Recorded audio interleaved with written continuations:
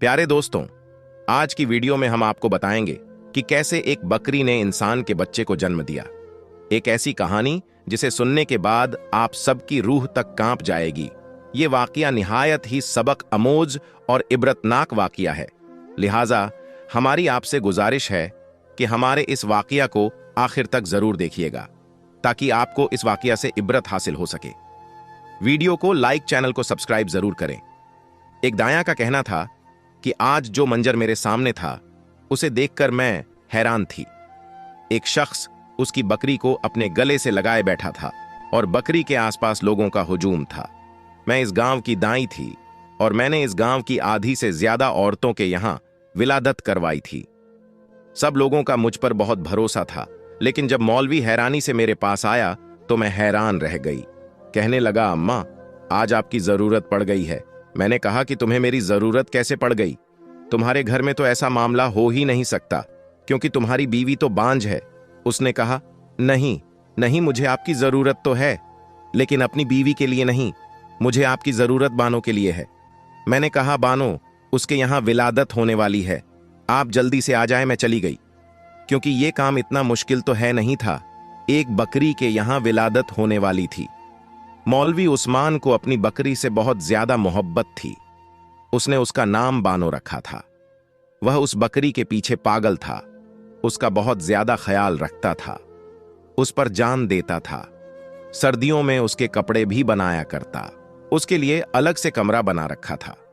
सारे गांव को पता था मौलवी उस्मान की जान उस बकरी में बसती है और कहता है, जब से बकरी लेकर आया हूं तब से मेरे हालात ही बदल गए हैं। बकरी थी भी बड़ी खूबसूरत, लंबी और सफेद रंग की इतनी ऊंची बकरी वैसे मैंने अपनी जिंदगी में कभी नहीं देखी थी। क्योंकि यह उसका ख्याल ही रखता था, इसलिए वह इतनी बड़ी थी। मैं भी वहां पर चली गई और पास जाकर बैठ गई। मुझे पता था कि मेरा ज्यादा काम नहीं है, लेकिन थोड़ी देर के बाद मेरी आंखों ने ऐसा मंजर देखा कि कदमों तले से जमीन ही निकल गई। मैंने उसे कहा, यह क्या मामला है? पता कर यह किसकी हरकत है? इस पर वह खुद भी हैरान और परेशान रह गया। उसको तो ना बात आए ना जाए, क्योंकि उसे भी ये सब कुछ देखने की उम्मीद नहीं थी। लेकिन जब पता किया गया ये किसकी कारस्तानी है तो कदमों तले से जमीन ही निकल गई। सर से आसमान भी मुड़ गया, क्योंकि मौलवी उस्मान कभी भी खुद से नजरें नहीं मिला सकता था, क्योंकि यह काम ही ऐसा था। लोग कहते हैं कि मां ही जज्बाती नहीं हो सकती। कुछ मर्द भी ऐसे होते हैं जिनको औलाद का बहुत शौक होता है। मौलवी उस्मान भी ऐसा ही था और मेरे ही इन हाथों में वह पैदा हुआ था। उसकी मां बड़ी अच्छी औरत थी। अब इस दुनिया से वह जा चुकी थी। उसके घर में उसकी एक बीवी रहती थी जो बस मुनासिब सी खातून थी। न किसी से ज्यादा बात करती थी और न कहीं आना जाना रखती थी, और उसकी वजह यह थी कि वह बांझ थी, बच्चे पैदा नहीं कर सकती थी। अक्सर मेरे पास आती थी, मुझसे कोई दवाई लेकर जाती, क्योंकि मैं इस गांव की बूढ़ी दाई थी।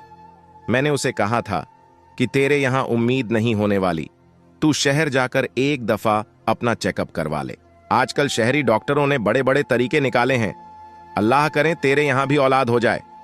लेकिन वह कहती, आपको पता तो है हम गरीब लोग हैं और मौलवी उस्मान कभी भी मुझे शहर लेकर नहीं जाएगा, और इतने तो पैसे भी नहीं हैं। हमारे पास बस ये मामला इसी तरह चल रहा है। जब वो बदबख्त कहीं से एक बकरी का बच्चा ले आया। ये एक छोटी सी बकरी थी। उसको ऐसे उठाकर लाया था जैसे उसके यहां औलाद पैदा हो गई हो, इसलिए उसका नाम बानो रख दिया। और फिर पूरा दिन उस बकरी की देखभाल करता रहता और जैसे वही उसकी औलाद हो। वक्त के साथ साथ बकरी भी बड़ी हो गई और अब दूध भी देती थी। मैं बूढ़ी औरत थी, मैंने उसे कहा था कि पांव भर दूध मेरे लिए रख दिया करो। वो ऐसा ही करता था, लेकिन आज उसकी हालत देखकर मेरा कलेजा भी मुंह को आ रहा था। बेचारा ऐसे बैठा था, सर पकड़कर की जैसे सब कुछ उसकी अपनी बेटी या बीवी के साथ हुआ है। जब सुबह सुबह मेरी आंख खुली तो दरवाजे पर खड़ा दस्तक दे रहा था। कहने लगा, मेरी बकरी के यहां विलादत होने वाली है। मैंने कहा, लेकिन तेरी बकरी तो अकेली है। तो वो कहने लगा, ये तो मुझे मालूम नहीं, पता नहीं खाला, लेकिन आप मेरे साथ चले, मदद की जरूरत है। पहले जब उसने दरवाजा खटखटाया तो मुझे लगा कि कोई और मामला है, लेकिन फिर मैं जानती थी कि उसकी बीवी के यहां तो औलाद हो नहीं सकती, वो अपने शौहर को इतना पसंद भी नहीं करती थी। कहती थी माँ बाप ने जबरदस्ती शादी करवाई है। वह लड़की अच्छी थी, लेकिन आहिस्ता आहिस्ता उसने आना जाना कम कर दिया, क्योंकि ये गांव था। यहां पर किसी औरत का बांझ होना बहुत बड़ा गुनाह समझा जाता था। मुझे अपने साथ लिए कमरे में दाखिल हुआ। यह कमरा उसने बानो के लिए ही बना रखा था। वह वहां पर बैठी कुछ बीमार सी लग रही थी। मैंने कहा, देखो, यह मेरा काम नहीं, लेकिन वह जो जानवर का डॉक्टर है ना, यह गांव छोड़कर चला गया है, इसीलिए चल, मैं तेरी थोड़ी बहुत मदद कर देती हूं। मैं वहां जाकर बैठ गई और मैंने अपना हुक्का भी अपने पास रख लिया। मुझे क्या पता था कि आज मेरी जिंदगी का अजीबो गरीब दिन है और मुझे कुछ ऐसा देखने को मिलेगा कि मैं हैरान रह जाऊंगी। मैंने उसे कहा, तू बाहर चला जा। मैंने हुक्का पीना शुरू कर दिया। जब थोड़ी देर के बाद मुझे अपने आसपास से किसी नौमौलूद बच्चे की रोने की आवाज आई, मैं तो हैरान रह गई। मैंने कहा, यह आवाज कहां से आ रही है?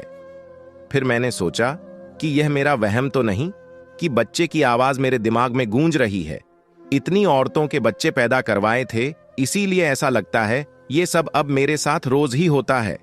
लेकिन जब मैंने एक तरफ देखा तो हैरान रह गई। बानो की हालत अभी भी खराब थी, लेकिन उसके पास एक नौमौलूद बच्चा पड़ा हुआ था जो रो रहा था। मैंने बानो को चेक किया। उसका पेट पहले से छोटा लग रहा था। मेरा तो दिमाग घूम गया। मैंने कहा, यह क्या मामला है?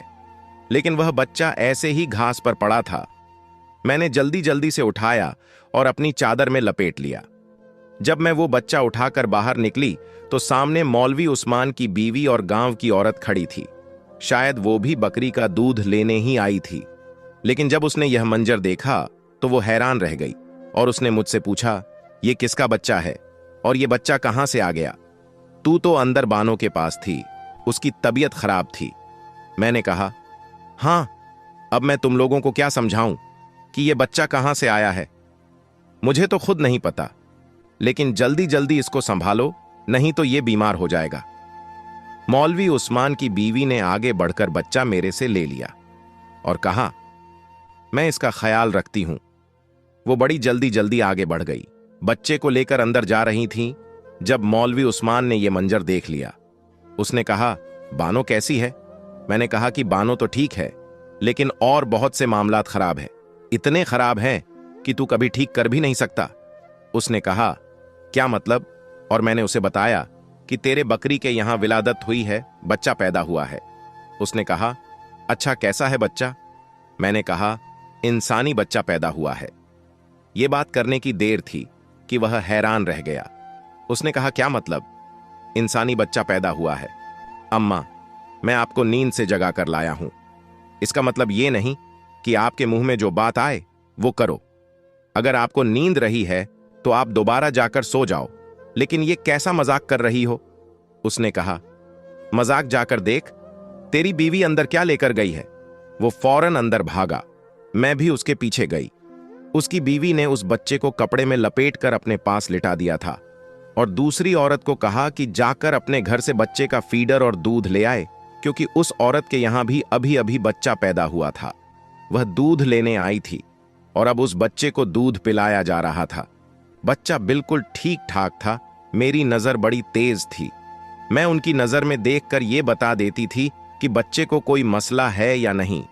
वो तो दूध पीकर सुकून से सो गया, लेकिन अब उस घर के लोगों का सुकून बर्बाद होने वाला था। मौलवी साहब तो जमीन पर बैठ गया, अपना सर पीटने लगा। उसने कहा, यह कौन सा जमाना आ गया है? ये क्या हो गया? मुझे तो कुछ समझ नहीं आ रहा। आप लोगों ने मेरे साथ कोई खेल तो नहीं खेला? हमने कहा, हमने तेरे साथ क्या खेल खेलना था? तू बता, ये सब क्या है? तेरी बकरी थी, तेरे आसपास रहती थी और तू इसका ख्याल रखता था, उसने कहा। मैंने तो कभी सोचा भी नहीं था मेरी बकरी के यहां विलादत होगी, और जब विलादत होने वाली थी तो मुझे लगा कि कोई छोटा सा मेमना ही इस दुनिया में आएगा, लेकिन यह बच्चा कहां से आ गया? उसकी बीवी कुछ अजीब सी हरकतें कर रही थी। बच्चे को बड़े प्यार से संभाल रही थी, ना कुछ बोल रही थी और ना कुछ कह रही थी। हम सब हैरान थे, तो उसको भी हैरान होना चाहिए था ना, लेकिन वो हैरान नहीं थी। हम ये सोच रहे थे कि ये सब कैसे हो गया। वो कुछ भी नहीं बोल रही थी। कि जिन औरतों के बच्चे नहीं होते, अमूमन उन्हें अपने बच्चे का बहुत शौक होता है। लेकिन इस औरत से मैं जब भी पूछती थी, वह यही कहती थी, मुझे बच्चों का कोई शौक नहीं है। अगर बच्चे नहीं हैं तो मुझे कोई मसला नहीं। लेकिन अब इस बच्चे को ऐसे पकड़कर बैठी थी कि जैसे खुद से दूर करेगी तो उसे सांस ही नहीं आएगी। मैंने कहा कि शम्मा, तू भी कुछ बोल ले, खामोश क्यों बैठी है? उसने कहा, मैं क्या बोलूं, मेरे बोलने न बोलने से क्या हो जाएगा। यहीं इस बकरी को उठा के लाए थे और पूरा दिन इसके आसपास रहते थे। मुझे नहीं पता कि मैं किस पर शक करूं। मौलवी उस्मान ने पास पड़ा ग्लास उठाकर जमीन पर दे मारा। उसने कहा, क्या तो तुम मुझ पर शक कर रही हो? उसने कहा, नहीं, मैं आप पर शक नहीं कर रही, लेकिन आप ही बता दें कि ये सब कैसे हो गया। ये सब कुदरत के खिलाफ है। अगर ऐसा हुआ है तो ये किसी की बहुत बड़ी सजा है। मौलवी ने कहा, इस बच्चे का क्या करें? उससे पहले कि मैं कुछ बोलती, शम्मा कहने लगी कि बच्चे को मेरे पास रहने दे। अल्लाह ने हमें औलाद नहीं दी, बस यूं समझे कि हमारी औलाद मिल गई। आपको कितनी दफा समझाया है और कितने झगड़े किए हैं आपसे, लेकिन आपने कभी मेरी बात नहीं मानी। अब ये औलाद हमारे दरवाजे पर आ गई है, हम इसको पालेंगे। मर्द के अंदर बहुत सब्र होता है, लेकिन जब उसका सब्र जवाब दे जाता है ना, तो वह खामोश ही हो जाता है। मौलवी उस्मान के साथ भी यही सब हो रहा था। वह खामोश हो गया और वो उठकर वहां से चला गया। अब शम्मा रोने लगी। उसने कहा, देखे ना अम्मा, मैंने इससे कितनी दफा कहा, हम किसी का बच्चा लेकर पा लेती हूं। हमारी शादी को 10 साल हो गए हैं। मैं तो लोगों के बच्चे ही जवान होते देख रही हूं। मुझे डॉक्टर के पास लेकर नहीं जाते, ना ये मुझे शहर ले गए हैं। उन्होंने कभी मुझ पर ध्यान ही नहीं दिया। मुझसे ज्यादा तो उसको उस बकरी से मोहब्बत थी। मैंने सोचा था कि किसी का बच्चा लेकर पाल लेते हैं, लेकिन आजकल ऐसे बच्चे मिलते नहीं हैं। शम्मा बोली, अम्मा, ऐसी कोई बात नहीं है। मेरी बहन नाजिया, अल्लाह ने उस पर एक कर्म किया। एक साथ ही 3 बेटियां पैदा हुई थीं। फिर अल्लाह ने उसे एक साथ ही 2 बेटे और दे दिए। वह हमें अपना बच्चा देने को तैयार थी। उसके शौहर तो मेहनत मजदूरी करते थे, 5 बच्चों को कैसे पालते। और फिर मेरी बहन की औलाद थी। और ये जो आपका मौलवी उस्मान है ना, इसने कहा कि इसका बाप कम जात है और हमने ऐसा बच्चा नहीं लेना जिसके अंदर घटिया जात का खून हो। देखिए ना, इसने कितने बड़े बड़े बोल बोले हैं। शायद जिसके लिए अल्लाह ने इसको ये सब कुछ दिखाया, इसने कभी मुझे संजीदा नहीं लिया और ना ही मेरा इलाज करवाया, ना मेरे लिए दुआ की, ना मुझे कहीं दम करवाने ले गया। मैंने कहा किसी से औलाद ले लेते हैं, तो इसने मुझे 1000 बातें सुनाई। मैंने कहा फिर शहर जाके किसी यतीम खाने से बच्चा ले लेते हैं, तब भी इसने मुझे बुरा भला कहा। बस इस बकरी को लेकर बैठ गया। एक दिन तो मुझे कहता था ये बकरी ही मेरा सब कुछ है, और मैं अगर इसका कोई काम ठीक से नहीं करती थी तो मेरे साथ लड़ाई झगड़ा करता था। मुझे कहता था कि मैं तुम्हें तलाक दे दूंगा। अब देख ले क्या मामला हुआ। अब इस बकरी की वजह से ये पूरे गांव में भी मशहूर हो गया, लेकिन अच्छे अल्फाज में मशहूर ना होगा। मेरी ही बद्दुआ लगी है। मैंने कहा शम्मा, क्या हो गया है, तेरी बद्दुआ ऐसी थी? तो शम्मा ज़ेरे लब कहने लगी, मैंने जो मांगा था वो मुझे मिल गया। मैंने कहा ये तू क्या बोल रही है? उसने कहा मैं कह रही हूं कि मुझे ये बच्चा मिल गया, बस काफी है। मैं जानना नहीं चाहती ये बच्चा कैसे इस दुनिया में आया और इसका बाप कौन है। बस मैं इसको पालूंगी और अपने पास रखूंगी। मैं अपने घर चली गई। मौलवी उस्मान की माँ मेरी बहुत अच्छी सहेली थी, इसलिए वो मुझे खाला कहता था, कभी अम्मा कहता था। जब शाम हुई तो वो मेरे घर आ गया। बड़ा परेशान था। उसने कहा कि एक बुरी खबर है। मैंने कहा क्या बुरी खबर है? तो कहने लगा बानो इस दुनिया से चली गई, अभी अभी उसे दफना कर आया हूं। मैंने कहा मुझे बड़ा अफसोस हुआ और वो फूट फूट कर रोने लगा। उसने कहा मेरी बकरी भी इस दुनिया से चली गई और मेरे साथ ये अजीब मामला हो गया। पूरे गांव में ये बात फैल जाएगी। क्या बनेगा समझ नहीं आ रहा, क्या करूं? यहां से भाग जाऊं, लेकिन अगर भागूं तो क्या इस बच्चे को लेकर भागूं? मैंने कहा देख, इसमें बच्चे का कोई कसूर नहीं। तेरी बीवी की यहां औलाद नहीं है, वो इसको पाल लेगी। उसका भी वक्त गुजर जाएगा और तुम लोगों की आधी जिंदगी तो गुजर गई है, बच्चे नहीं हुए। अब अल्लाह ने शायद इसी तरह बच्चा देना था। तो मौलवी उस्मान कहने लगा नहीं, मैं ये सब कुछ कैसे छोड़ सकता हूं? मुझे पता लगाना है ये किसकी कारस्तानी है और किसने ये सब किया मेरी बकरी के साथ। जिसने भी ये किया है उसके गुनाह की सजा हमारे गुनाहों की सजा नहीं है। हमने कौन सा गुनाह किया था? और तू तो पिछले दिनों तबलीग गया हुआ था, नाना याद है तुझे, और परसों ही वापस आया है। मौलवी साहब सोचने लगा। उसने कहा, हां बात तो सच है, मैं तबलीग पर गया था और परसों ही वापस आया हूं। मैंने कहा, मेरा भी तजुर्बा है, ये बच्चा एक दिन का नहीं है, कम से कम 4-5 दिन का बच्चा है। वह इस मोहल्ले के लोगों से पूछगाछ कर रहा था। लोगों से पूछ रहा था कि मेरे घर में कोई दाखिल हुआ था, या जिनके बकरे थे उनसे भी जाकर बात कर रहा था। लोग उसको बदले में तरह तरह की बातें सुना रहे थे, लेकिन उसने ठान ली थी कि वो पूछकर ही रहेगा कि आखिर मामला क्या है। और इधर मैं अपनी तफी में मसरूफ थी, लेकिन मेरा अंदाजा गलत निकला। शम्मा को देखकर ऐसा लग ही नहीं रहा था कि उसने इतनी जल्दी कोई बच्चा पैदा किया था। वह बिल्कुल ठीक ठाक फिर रही थी। फिर यह बच्चा किसका था? कहीं वाकई वह मामला तो नहीं था जिसे हम सिर्फ ये सोच के नजरअंदाज कर रहे थे कि ऐसा हो ही नहीं सकता, जबकि अगर कुदरत नाराज हो जाए तो फिर ऐसे ऐसे मामलात दिखाती है कि इंसान की अक्ल दंग रह जाती है, और ये कुदरत का गुस्सा जाहिर करने के तरीके होते हैं। इंसान इन चीजों को नहीं समझता। जब वह दूसरे इंसान को ये चीजों के बारे में बताता है तो वह यही कहता है कि ये सब कुछ झूठ है, कहानी है, लेकिन होने को क्या नहीं हो सकता। मुझे एक औरत के बारे में पता चला कि उसने कैसा बच्चा पैदा किया था। उसको देखकर सब लोग चीखें मारते चिल्लाते हुए वहां से भाग गए, क्योंकि वो बच्चा है ही इस किस्म का था। और मेरी हिम्मत थी कि मैंने उस बच्चे को उठाकर उसकी मां की गोद में रखा था। इसी तरह मां के हाथ भी कांप रहे थे। वो बुरी तरह से रो रही थी। सब लोग कहते थे कि इसे सजा मिली है, क्योंकि इसने अपनी चारपाई पर पड़ी हुई सांस की खिदमत नहीं की, बल्कि उनको हमेशा बुरे अल्फाज से पुकारा करती थी, गुस्सा करती थी, उनके काम नहीं करती थी, और फिर उसकी सांस इसी तरह चारपाई पर दम तोड़ गई। वह बच्चा भी दुनिया में ज्यादा अरसा नहीं रहा, लेकिन उस औरत को बदला जरूर मिला। इसके बाद वो बहुत नेक औरत बन गई थी।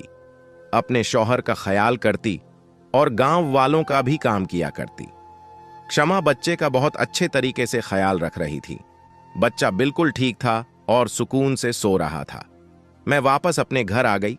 जब मुझे एक औरत बुलवाने के लिए आई, उसने कहा कि अम्मा, वो सलीमा की बेटी है ना, उसकी तबीयत खराब हो गई है, जरा आप चलें। मैंने कहा, हाँ आती हूं। ऐसे तो मेरे पास बहुत से लोग आते थे और मैं लोगों की मदद करने के लिए साथ चली जाती थी। शायद उस औरत के यहां बच्चा पैदा होने वाला था, इसलिए मुझे बुलाया था।